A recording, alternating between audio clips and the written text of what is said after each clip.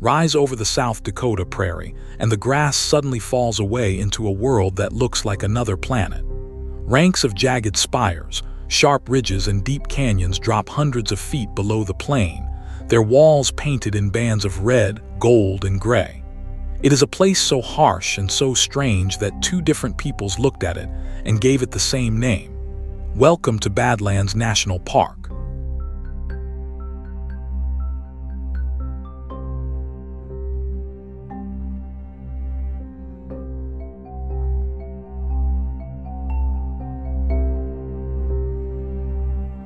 We are in southwestern South Dakota, in the White River Badlands, where the flat mixedgrass prairie shatters into a broken wall of eroded rock.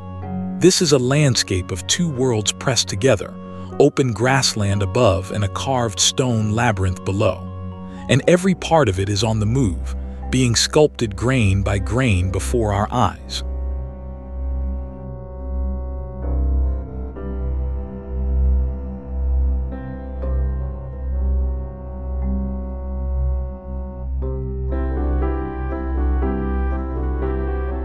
Spread out below is a sea of stone. Buttes, pinnacles, knife-edged ridges, and deep gullies stretch for miles, stripped almost bare of plants so that the naked rock stands fully exposed. There is a stark and haunting beauty to it, a place that feels ancient and raw at the same time. Yet for all its air of timeless permanence, this scenery is astonishingly young and fleeting.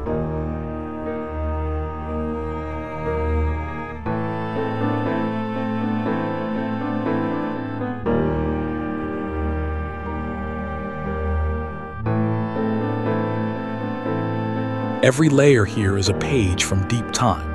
Around 75 million years ago, this was the floor of a vast inland sea, and its black mud hardened into the shale at the base of the cliffs. As the sea drained away, rivers, floodplains, and drifting volcanic ash piled new layers on top over tens of millions of years. Slowly, the Badlands were built, stacked band upon band like the pages of an enormous stone book.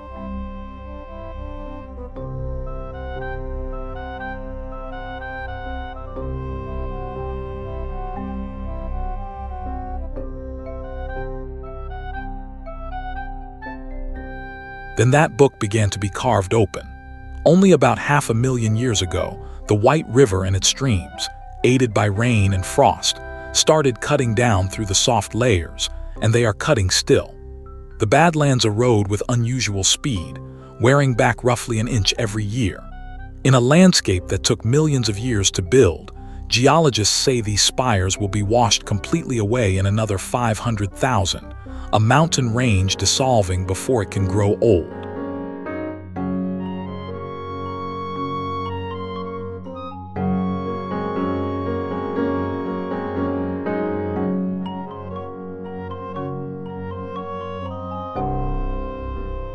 And the erosion reveals a hidden palette.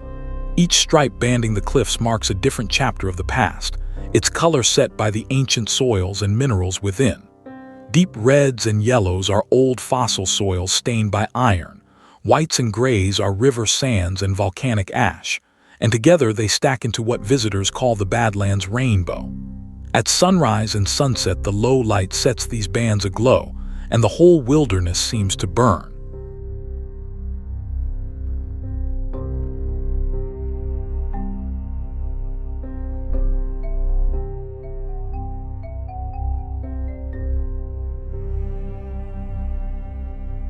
Those same layers hold a secret.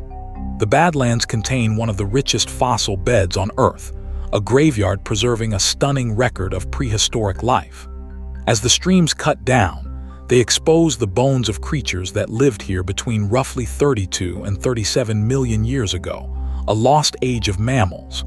Fossil hunters have gathered here since the mid-1800s, and the ground still gives up new discoveries after every heavy rain.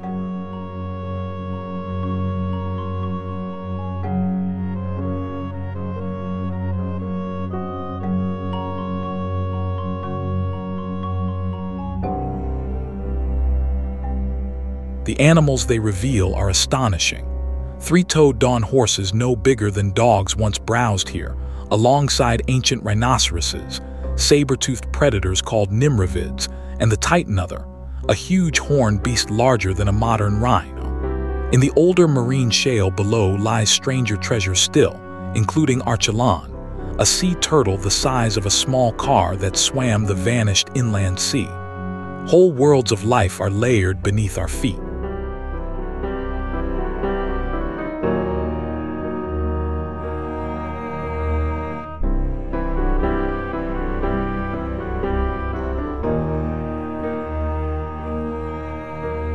Above the carved rock spreads another wonder.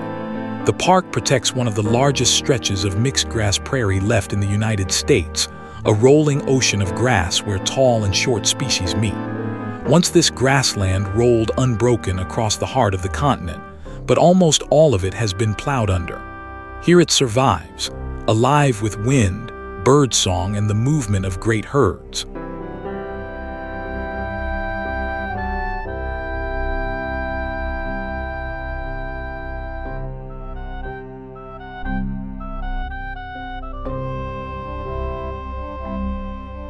And the herds have come back. Bison, hunted to near extinction, once more graze the grasslands in a thundering wild herd. Bighorn sheep pick their way along the crumbling ledges, and pronghorn, the fastest land animals in North America, race across the open flats. Together they bring the ancient rhythm of the plains back to a land that had nearly lost it.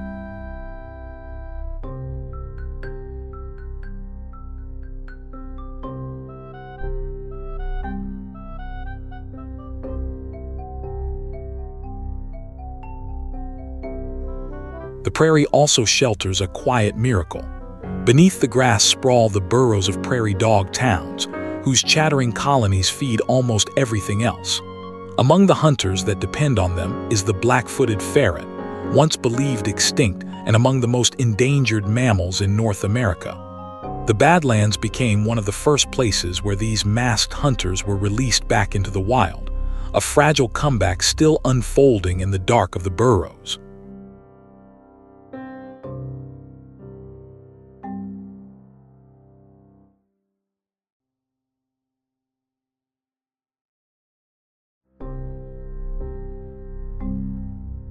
For thousands of years, this was home to native peoples, and in time to the Lakota. Crossing these steep, waterless ravines under a punishing sun, they named the place Makosika, meaning land bad.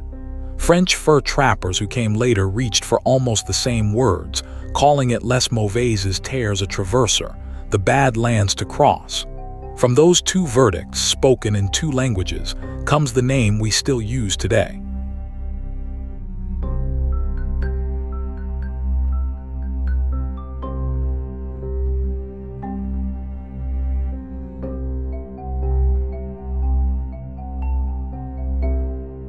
These broken tablelands also witnessed a moment of profound sorrow. In 1890, as their world was being torn apart, Lakota people gathered on a high, remote mesa in what is now the park's south unit to perform the ghost dance, a sacred ceremony of hope for the return of the old life. That place, the Stronghold, lies on the Pine Ridge Reservation and is held sacred by the Oglala Lakota to this day. The South Unit is managed with the Oglala Sioux tribe, and much of its story remains theirs to tell.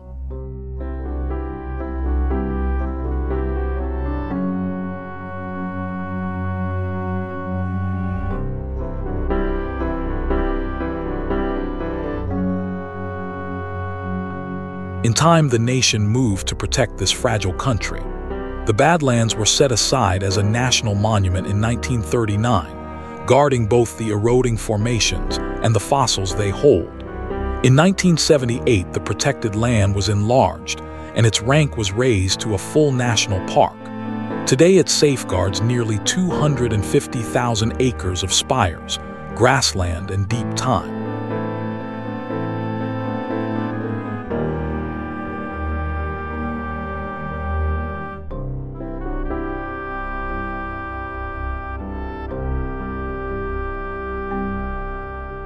So the Badlands hold everything at once. A surreal landscape carved from 75 million years of stone, a rainbow of banded cliffs, one of the great fossil graveyards on Earth, a restored prairie of bison and ferrets, and ground held sacred by the Lakota. And all of it is temporary, a masterpiece being sculpted and erased in the same breath, more beautiful because it cannot last.